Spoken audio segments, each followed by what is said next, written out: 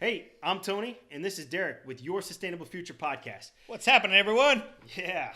Hey, as the holidays approach, you're probably getting geared up to spend a big chunk of time with your family. So you might have that cousin coming in from California who's all liberal. You might have your uncle coming in from the South, Uh-oh. redneck and everything. Little battle in the household. Yeah.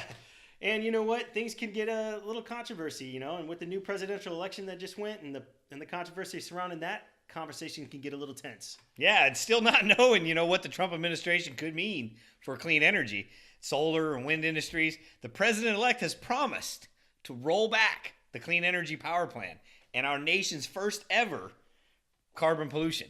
And the big brick coal, both of which could be bad for the clean energy, economy altogether. Yeah, so not only is this unfortunate for our children and grandchildren, it's flat out not what most Americans want. So studies have shown that 80% of Americans favor the clean energy movement. Yep. And so in light of having more positive conversations this coming holidays, and we're going to put together some fun facts. We're going to go over about 10 items that you could bring up during conversations over the holidays. Nice. So I'll get you into the first one here. So right now, if you look at it and you look at the past, clean energy is more affordable than ever. The price of solar panels have fallen 80% in the last 5 years. It's dropped huge, hasn't it? Yeah, it's a ton. Yeah, and then getting electricity from wind is cheaper than coal and gas in some of the states around here. And market forces technology, not government regulation. So they're increasingly making the old power plants and dirty power plants uneconomical. So it's just better off nowadays. Yeah, I'll tell you. And with everything, we don't know what's going to go on. We don't know what's going to happen. The Trump and the administration, the president-elect, there's going to be a lot of changes. Obviously, that's what he's been promoting this entire time, this entire election. All the controversy going back and forth. But clean energy, that's our world's concern. It's not just Trump's administration. Right. It's our world. It's our duty, our sustainable future duty as a world to make this happen. One of the quality conversations that I know that all of our folks are going to have around the holidays is, look, clean energy's created a shit ton of jobs. Let's be honest, right? A lot of jobs. It's been awesome for the local economy and the local jobs. I mean, there's more jobs in the solar energy than in the coal mining, and the number of solar jobs has grown to more than 20% in each of the last 3 years. Now, these are well-paying jobs too. These are not just minimum wage, take an order at McDonald's type jobs. These are well-paying jobs that have been created almost 20% per year for the last couple of years in a row. They're exactly the kind of jobs that financially struggling Americans need. Yeah, that's right. And you know what? Another good topic you could bring up is that clean energy just makes good business sense. It does. It seriously does. Absolutely. So you got companies like Walmart that have pledged to bring operations solar in their places. So you probably noticed in the parking lots that they're starting to have those solar carports. They're everywhere, man. Popping up at schools, Walmarts. Walmarts. I mean, that's big time, right? Yep. And then Microsoft has made its biggest investment in wind energy, 237 megawatts that they're going to be putting on for wind energy power. That's awesome. Look, corporate America is willing to bet that clean energy is good for a reason. So there's renewable shelters that offer shelter from price volatility. Yeah, on those fossil fuels and all that. Yep. So if you've noticed, like stemming back to 2010 all the way till now, you've seen the price of gas go up and down. It goes to $4 or $5 a watt, and then it drops back down again. Yep. And if you have clean energy, things like solar and wind and some of the other ones that are offered, that's not going to fluctuate. It's not going to change. Yeah, that price per gallon that you were talking about, that's going to be a little bit more consistent with a lot more clean energy available, don't you think? I mean, there's, obviously, guys, we're very good at what we do, but we're not experts. We're just speaking our opinion on the sustainable future of the clean energy side of things as things are changing. There's a lot of change going on right now. A lot of electric upgrades, cars. A lot of all kinds of shit. Yeah, electric cars. I mean, you got wind turbines, you got solar farms. I mean, hell, we like to go to Vegas, right? Everybody who doesn't like to go to fucking Vegas, right? Anyways, we go out to Vegas and we're on our way out to 15, and there's a solar farm out there right as you're getting into Vegas.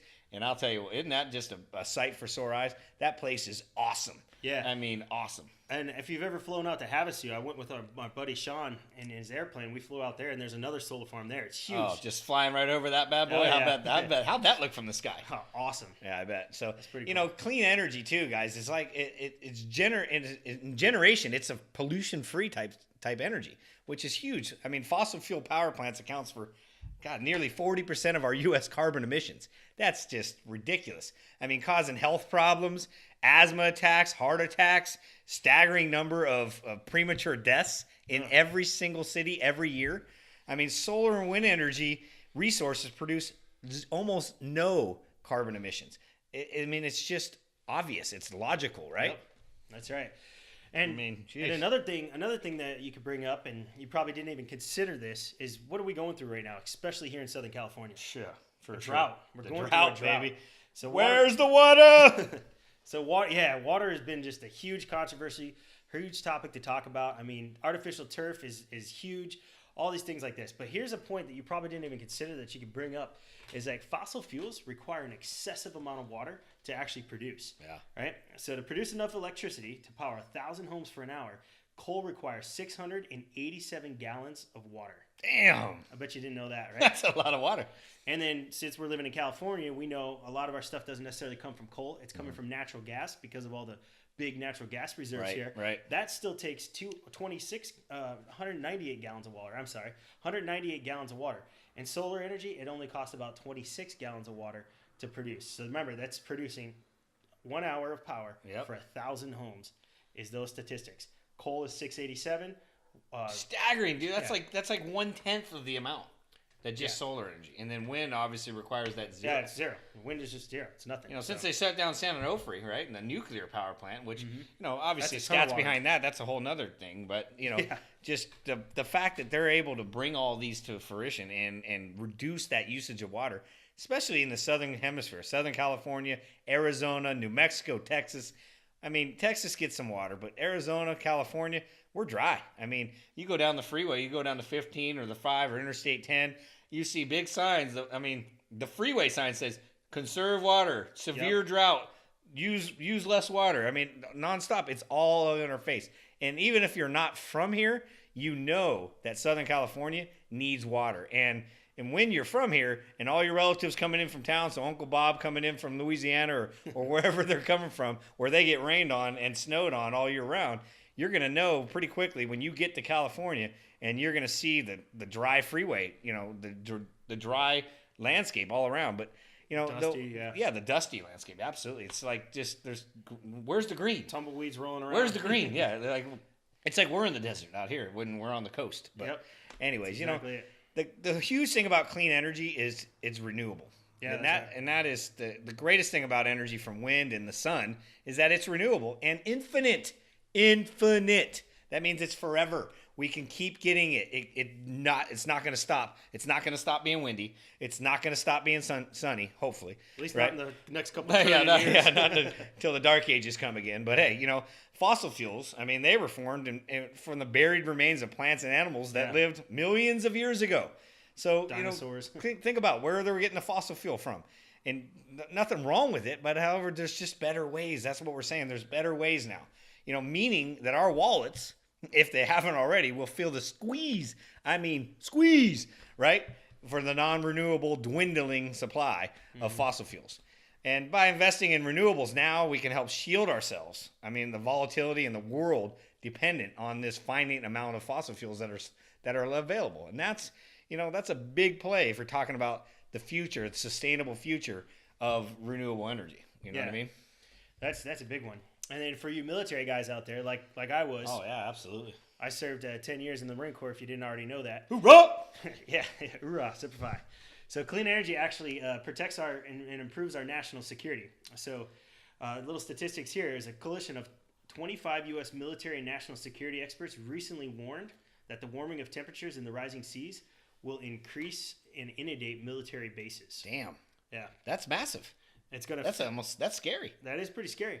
And it's going to fuel international conflict and spur mass migration. So you got people that are leaving areas and going to other areas because they need water, and that's a big problem for the military. So also it's going to lead to significant and direct risks in military readiness and operations to strategy. So I mean, a lot of the military bases are placed on coast, right on the coast. And as that stuff starts rising and coming up over the base, it could be a huge problem.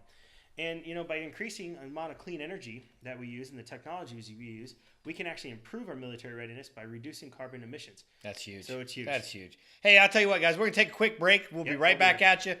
Stay tuned. All right. Welcome back. Thank you, guys. Hey, and clean energy, we've been talking about the clean energy topic and the fact that it's just flat out reliable. That's right. Right? I mean, power outages related to extreme weather is on the rise. I mean, annual weather-related blackouts. Remember we had that blackout in San Diego? Oh, man, people went nuts. Did they not just go freak out? I mean, it's nearly doubled since 2003 to 2012 alone. I remember that's huge. I remember that day.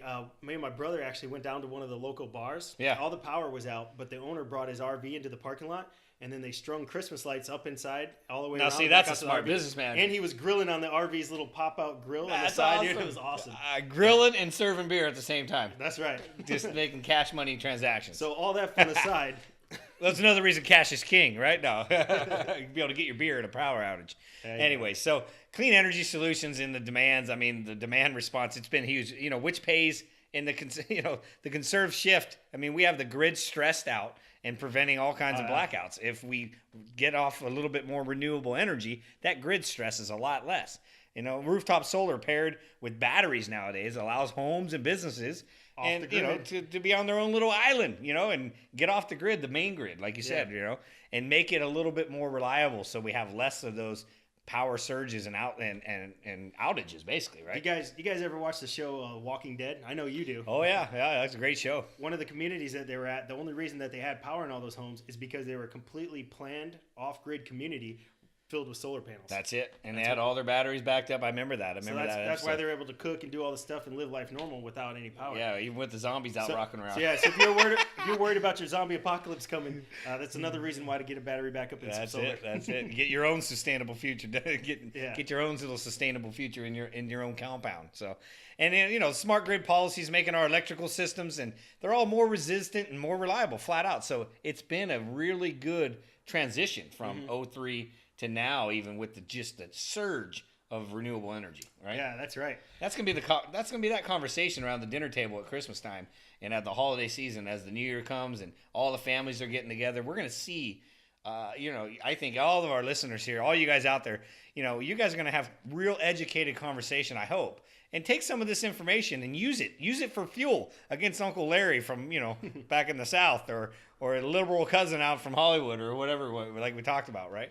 Yeah, and it might put you guys on the same side of the table, because a lot of them, a lot of people out there don't like all the government and these big regulations and big companies and stuff, and this is kind of taking you and putting the power back in your hands. There's no reason for division on this topic. Yeah. I mean, everybody should be behind clean energy. Which is our next and ninth point is it's bipartisan. Absolutely. So just because people on both sides, Republican and Democrat, they both like the idea of clean energy. And it's just that number keeps growing and growing. Mm-hmm. And then reliable, low-carbon energy, and it produces local job creation, which is huge. You got huge solar installers on the roof. You got people in the office taking care of that stuff. You got reps and what we call energy specialists out in the field doing that. You got manufacturing plants producing these things. I mean, it's just producing jobs left and right, but these are jobs that can't leave the country. They're staying here. Just in the local Southern California area, there's a couple different companies that have created nearly 10,000 jobs just in the renewable energy business or energy efficient products. Solar will obviously be included in that. Wind energy, windows, doors, those kind of things that just conserve our energy usage. Anything clean energy, yeah. So it basically, clean energy enjoys bipartisan support. So it's awesome. It's great. And especially even states that are usually against different things like that, like Texas and Louisiana and stuff, they're all jumping aboard with the clean energy movement. Yeah, those are the most conservative states by far, and by their normal everyday reputation. Mm-hmm. But now they're on board and they're speaking the same renewable language that renewable energy language that the rest of us are. Yeah, that's true. So the good thing about clean energy, it's equitable. That's a big word, right? Equitable. It's true. The disappropriate number of low-income communities and people of color living within 30 miles of coal-fired power plants is just, it's ridiculous. The disproportionate number of low income. And, nearly 40% of our communities of color, are breathing unhealthy, polluted air. And that means higher rates of asthma. That means higher heart disease, That means, not to mention, they're associated with lots of extra healthcare costs. Oh, man. You know, so that's hurting everybody, not just those communities. And then clean energy solutions can help, you know, displace dirty power plants and make our energy system more equitable. Simply put, equitable meaning that everything involved is going to be cleaner. Their health records, their health, you know, the lower income communities, the smaller communities, the distressed districts of our communities, they're all going to be in a better situation with clean energy. Yes, lower utility costs. There is nothing that can't positively impact. Am I right? Correct. That's so exciting. And you know what? That's why the Your Sustainable Future podcast and one of our partner companies, Increase Clean Energy, has actually solidified an agreement with Groundwork San Diego. Groundwork San Diego, look them up on Facebook. They're doing phenomenal in the lower income inner city communities of our community, specifically here in San Diego. Yep, that's right. Right, and we're going to be having Adria, okay, one of the spokesperson for Groundworks, as one of our guests coming up on a future episode, and she's going to be talking about that impact and the relationship that actually one of our other companies has with them, but then also the impact that we're going to make in the inner city community and the lower income communities. That's right. To help them get a little bit more sustainable and just the overall health, right? Yeah. I mean, we're going to help these people's health. Yeah, which is freaking awesome. We're gonna improve the look of the area by doing upgrades. Beautification. We're gonna lower the utility cost by doing that. Improving health. We're gonna also supply jobs, so a lot of the people in the community are gonna come on board with us and start working. And the campaign is going to be called Energize Our Future. So if you hashtag Energize Our Future, look it up on Facebook or any of the social medias. He already said Groundwork San Diego. Yeah, it'll be all in our show notes and everything like that. So take a look at this stuff, guys. This is really cool shit. I really hope you check it out. So bottom line is, and what we wanted to get across with this today's episode right here is, when we come together for this holiday season, let's just share with each other what we can increase and what we care about most, and see what we can do. For us, it's future, health, our children, absolutely, and the economic prosperity of our country, and then overall health of our planet. So the good news is, my family and friends, they value the same thing that we do. Absolutely. We look forward to having you feedback us some of your conversations over the holiday ham or the New Year's celebration of the bubbly. So we, not too much bubbly before the conversations, because then obviously conversations probably get a little bit more heated. Yeah, exactly. Come to clashing with a little bit of extra Uncle Vinny's old cough medicine. You never know what's going to happen, right? That's right. All right, so guys, thanks you for tuning in. This is Your Sustainable Future. Out. Hi, I'm Derek. And I'm Tony. And we are here with the Ice Chats, and I just wanted to know, if you like these videos and you want to be empowered, we want to give you that option. We want to empower you, educate you, make you feel safe when you're going into the home energy efficiency space and making that transaction decision. You can follow us on a couple different areas. Yeah, so for one, subscribe to the channel right here below. Also follow us on Facebook, Instagram, and Twitter. And check out our podcast, where we're going to have a little bit more in-depth conversation than we did here today. And we'll see you then. All right.